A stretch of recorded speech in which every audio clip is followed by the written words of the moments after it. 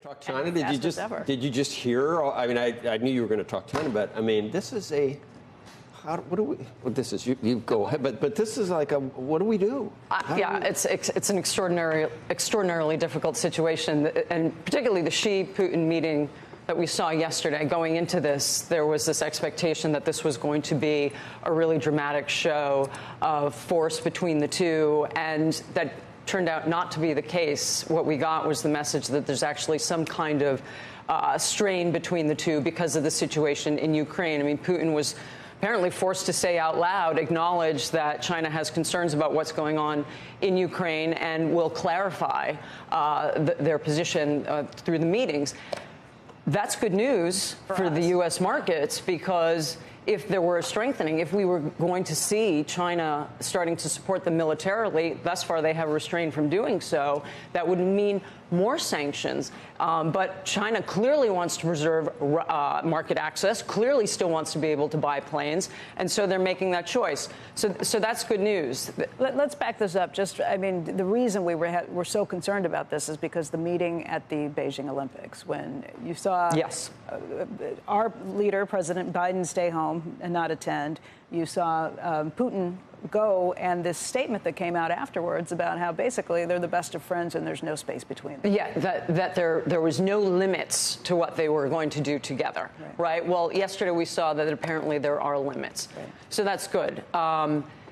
Because every time we see any kind of sanctions or denial of market access, like we saw with chips, for example, going to China, we do it in the name of national security, yet at the same time it's very painful for companies that get cut out as a result. The other thing that was on the agenda for them yesterday, and that will continue, is energy. China is looking for more sources of energy, and Russia is looking for more markets to deliver it to. So they're going to restart construction, it sounds like, on a pipeline through Mongolia for natural gas.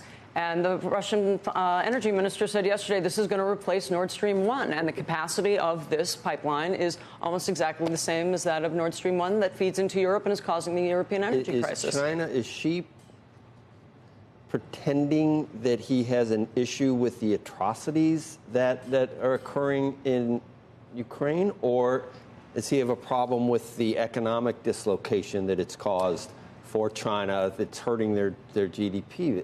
Because they've got their own house is not in order in China. No, they've got a lot of issues. So what is the problem? What do you think?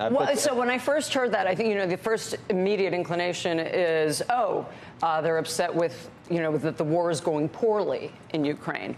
Maybe it's that they're upset that he did it at all. We don't know. It was very cryptic, right? It was Putin said it.